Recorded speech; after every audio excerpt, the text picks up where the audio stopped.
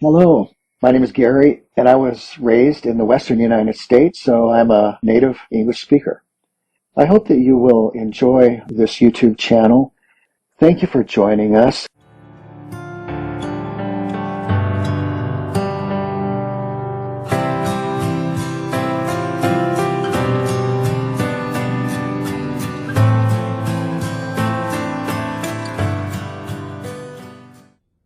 The Lord of the Rings by J.R.R. Tolkien, 1892 to 1973. Chapter 2, Part 3, The Shadow of the Past. Gandalf looked at Frodo, and his eyes glinted.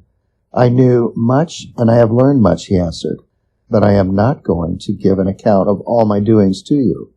The history of Elendil and Isildur and the One Ring is known to all the wise. Your ring is shown to be that one ring by the fire, riding alone, apart from any other evidence." "And when did you discover that?" asked Frodo, interrupting. "Just now in this room, of course," answered the wizard sharply. "But I expect to find it. I have come back from dark journeys and long search to make that final test. It is the last proof, and all is now only too clear.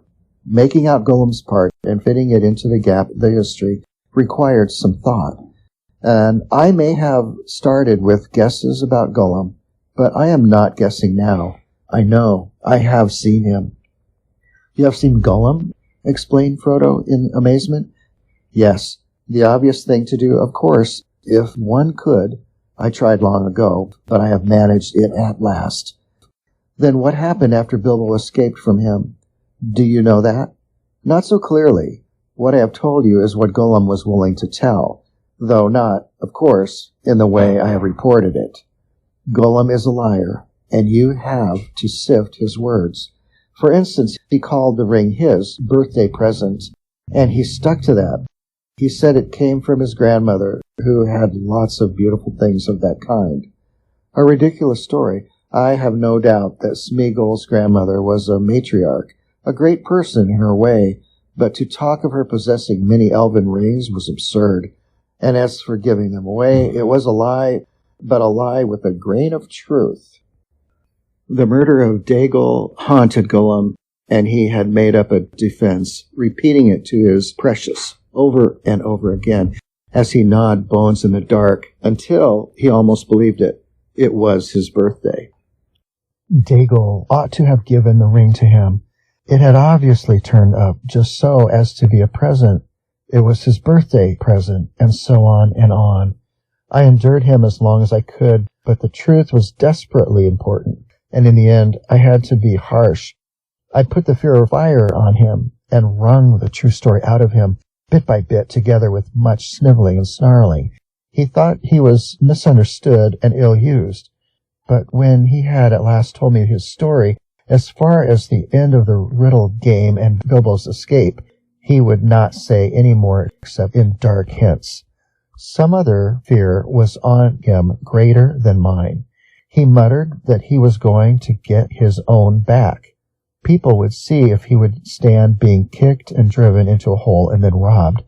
Gollum had good friends now, good friends and very strong. They would help him. Baggins would pay for it. That was his chief thought. He hated Bilbo and cursed his name. What is more, he knew where he came from. "But how did he find that out?" asked Frodo. "Well, as for the name, Bilbo very foolishly told Gollum himself, and after that it would not be difficult to discover his country once Gollum came out. Oh yes, he came out. His longing for the ring proved stronger than his fear of the orcs or even of the light. After a year or two he left the mountains. You see, though, still bound by desire of it, the ring was no longer devouring him. He began to revive a little. He felt old, terribly old, yet less timid, and he was mortally hungry. Light of sun and moon, he still feared and hated, and he always will, I think, but he was cunning. He found he could hide from daylight and moonshine, and make his way swiftly and softly by dead of night with his pale, cold eyes, and catch small, frightened, or unwary things. He grew stronger and bolder with new food and new air. He found his way into Mirkwood, as one would expect. "Is that where you found him?" asked Frodo. I saw him there, answered Gandalf, but before that he had wandered far from Bilbo's trail. Then why didn't he track Bilbo further? Asked Frodo. Why didn't he come to the Shire?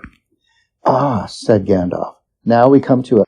I think Gollum tried to. He set out and came back westward as far as the great river, but then he turned aside. He was not daunted by distance, I am sure. No, something else drew him away. So my friends think those that hunted him for me. The wood elves tracked him first, an easy task for them, for his trail was still fresh then. Through Mirkwood and back again it led them, though they never caught him. The wood was full of the rumor of him, dreadful tales, even among beasts and birds. The woodmen said that there was some new terror abroad, a ghost that drank blood. It climbed trees to find nests. It crept into holes to find the young. It slipped through windows to find cradles. But at the western edge of Mirkwood the trail turned away. It wandered off southwards and passed out of the wood elves' ken and was lost. And then I made a great mistake. Yes, Frodo, and not the first, though I fear it may prove the worst. I let the matter be. I let him go, for I had much else to think of at that time, and I still trusted the lore of Saruman. Well, that was years ago. I have paid for it since with many dark and dangerous days. The trail was long cold when I took it up again after Bilbo left here, and my search would have been in vain but for the help that I had from a friend, Aragorn, the greatest traveler and huntsman of this age of the world. Together we sought for Gollum down the whole length of Wilderland, without hope and without success, but at last, when I had given up the chase and turned to other paths, Gollum was found.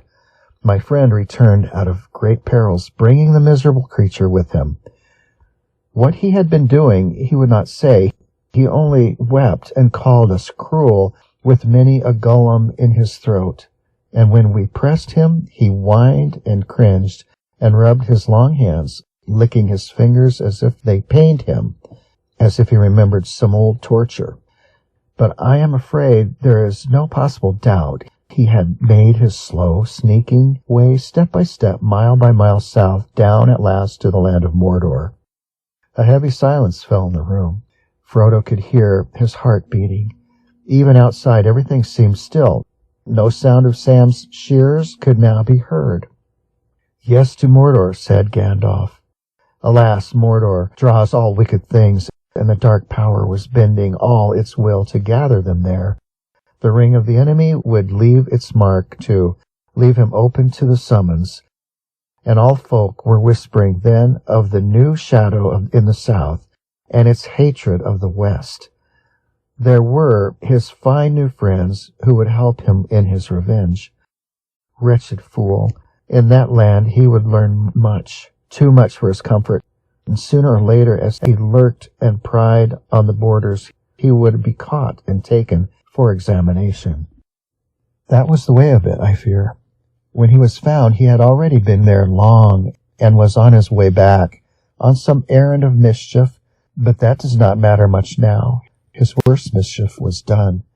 Yes, alas, through him the enemy has learned that the one has been found again. He knows where Isildur fell. He knows where Gollum found his ring. He knows that it is a great ring, for it gave long life. He knows that it is not one of the three, for they have never been lost, and they endure no evil. He knows that it was not one of the 7 or the 9, for they are accounted for. He knows that it is the one, and he has at last heard, I think, of hobbits and the Shire. The Shire, he may be seeking for it now, if he has not already found out where it lies. Indeed, Frodo, I fear that he may even think that the long, unnoticed name of Baggins has become important.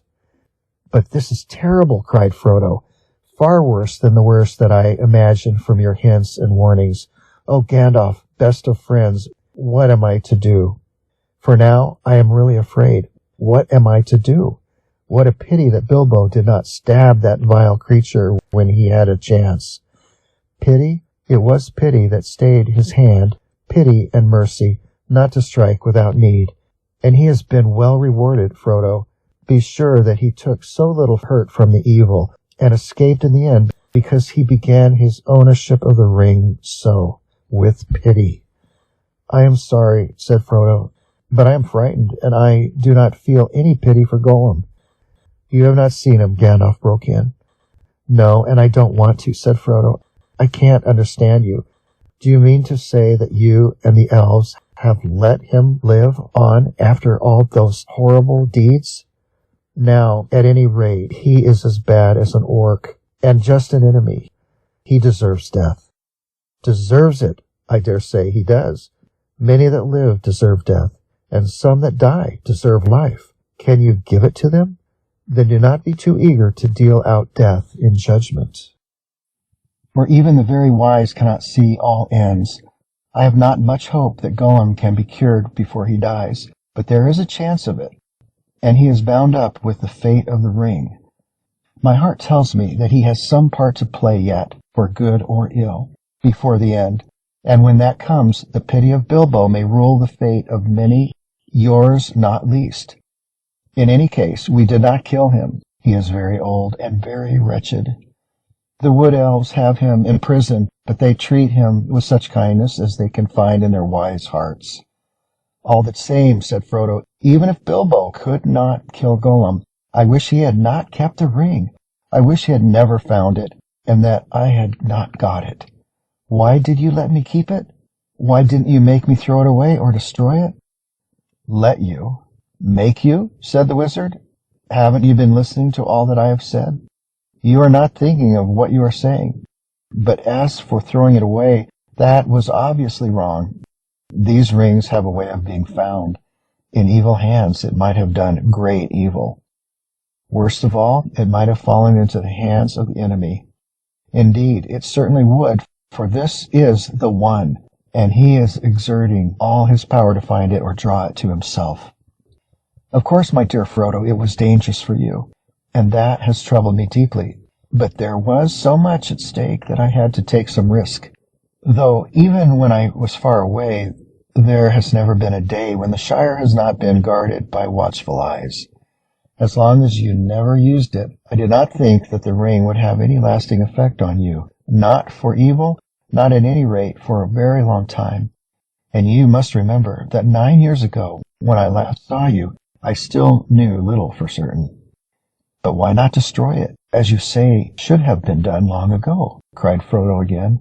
"If you had warned me, or even sent me a message, I would have done away with it." "Would you? How would you do that? Have you ever tried?" "No, but I suppose one could hammer it or melt it."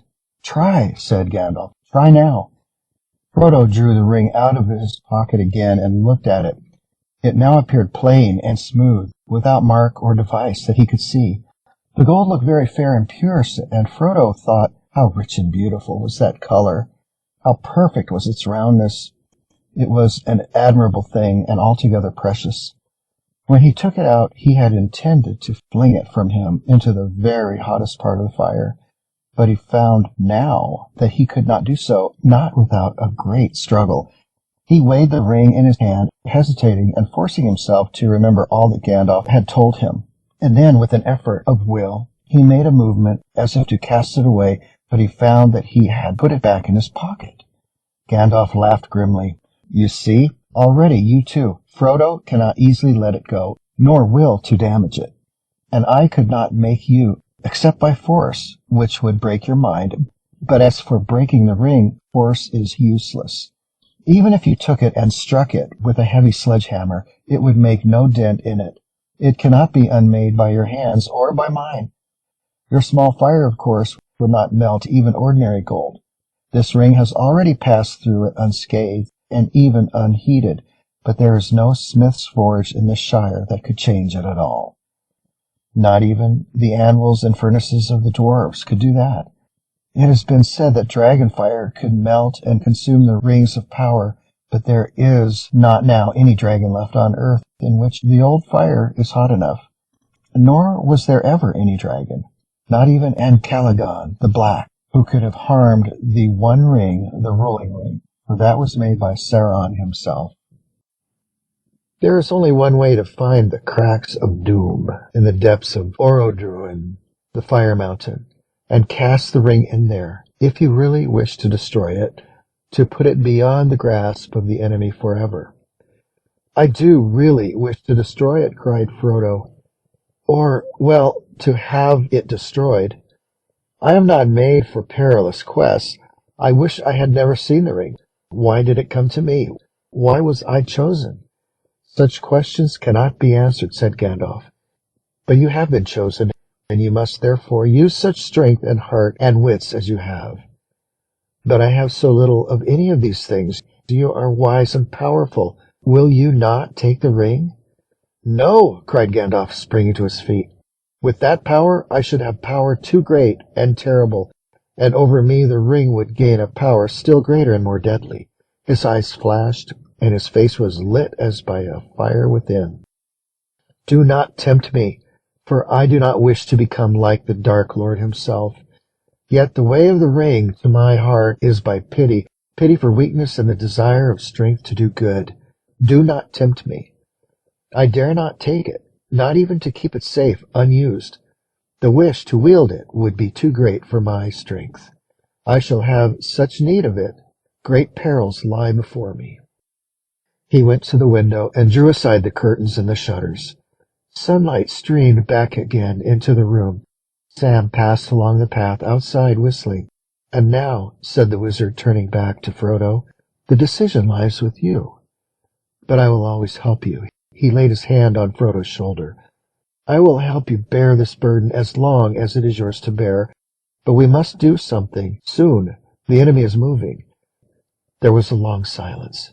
Gandalf sat down again and puffed at his pipe, as if lost in thought.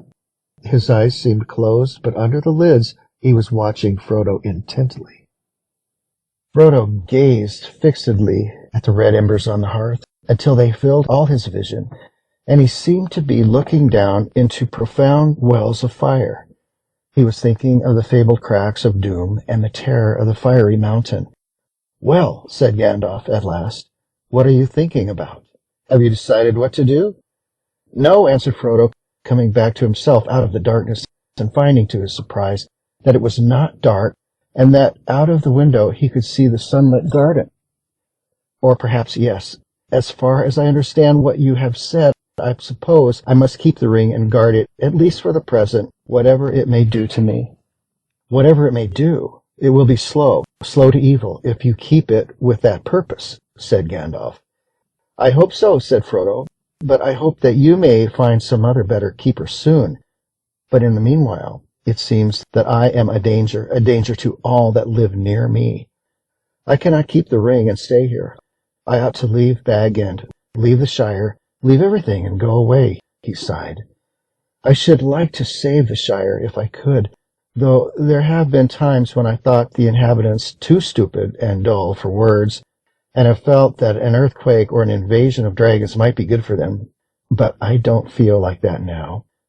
I feel that as long as the Shire lies behind, safe and comfortable, I shall find wandering more bearable.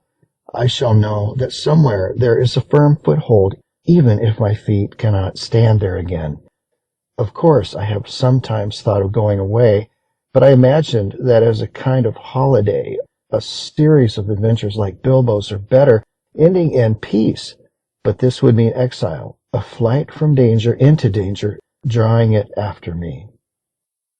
And I suppose I must go alone, if I am to do that and save the Shire. But I feel very small and very uprooted and, well, desperate. The enemy is so strong and terrible. He did not tell Gandalf, but as he was speaking, a great desire to follow Bilbo flamed up in his heart, to follow Bilbo, and even, perhaps, to find him again. It was so strong that it overcame his fear. He could almost have run out there and then down the road without his hat, as Bilbo had done on a similar morning long ago. "My dear Frodo," exclaimed Gandalf, "hobbits really are amazing creatures.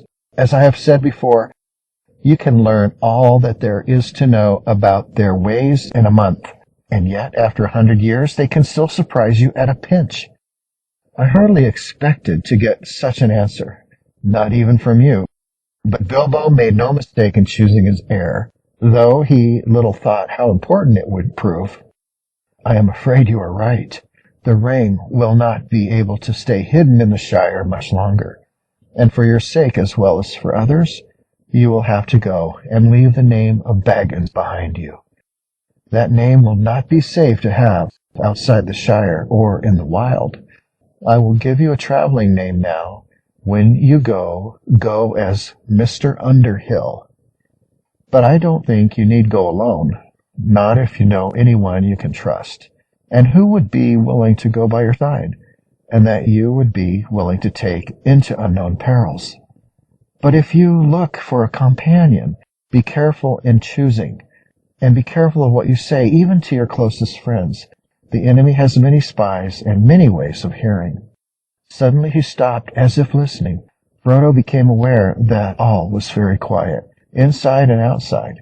Gandalf crept to one side of the window. Then with a dart he sprang to the sill and thrust a long arm out and downwards. There was a squawk, and up came Sam Gamgee's curly head hauled by one ear. "Well, well, bless my beard," said Gandalf. "Sam Gamgee, is it? Now, what may you be doing?" "Bless you, Mr. Gandalf, sir," said Sam. "Nothing. Leastways, I was just trimming the grass border under the window, if you follow me." He picked up his shears and exhibited them as evidence. "I don't," said Gandalf grimly. "It is some time since I last heard the sound of your shears. How long have you been eavesdropping?" "Eavesdropping, sir? I don't follow you, begging your pardon. There ain't two Eves at Bag End, and that's a fact." "Don't be a fool. What have you heard, and why did you listen?" Gandalf's eyes flashed, and his brows stuck out like bristles. "Mr. Frodo, sir," cried Sam, quaking. "Don't let him hurt me, sir. Don't let him turn me into anything unnatural. My old dad would take on so. I meant no harm, on my honor, sir." "He won't hurt you," said Frodo, hardly able to keep from laughing, although he was himself startled and rather puzzled. "He knows as well as I do that you mean no harm, but just you up and answer his questions straight away." "Well, sir," said Gam, dithering a little, "I heard a deal that I didn't rightly understand about an enemy and rings, and Mr. Bilbo, sir, and dragons in a fiery mountain, and elves, sir. I listened because I couldn't help myself, if you know what I mean." "Bless me, sir. But I do love tales of that sort, and I believe them too. Whatever Ted may say, elves, sir, I would dearly love to see them. Couldn't you take me to see elves, sir, when you go?" Suddenly Gandalf laughed. "Come inside," he shouted, and putting out both his arms he lifted the astonished Sam, shears, grass clippings and all, right through the window and stood him on the floor. "Take you to see elves, eh?" he said, eyeing Sam closely, but with a smile flickering on his face. "So you heard that Mr. Frodo was going away?" "I did, sir, and that's why I choked, which you heard seemingly. I tried not to, sir, but it burst out of me. I was so upset." "It can't be helped, Sam," said Frodo sadly. He had suddenly realized that flying from the Shire would mean more painful partings than merely saying farewell to the familiar comforts of Bag End. "I shall have to go, but—" and here he looked hard at Sam. "If you really care about me, you will keep that dead secret, see?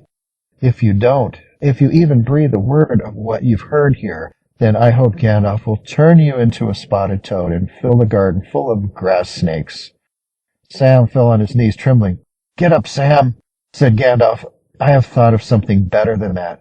Something to shut your mouth and punish you properly for listening. You shall go away with Mr. Frodo." "Me, sir?" cried Sam, springing up like a dog invited for a walk. "Me go and see elves and all? Hooray!"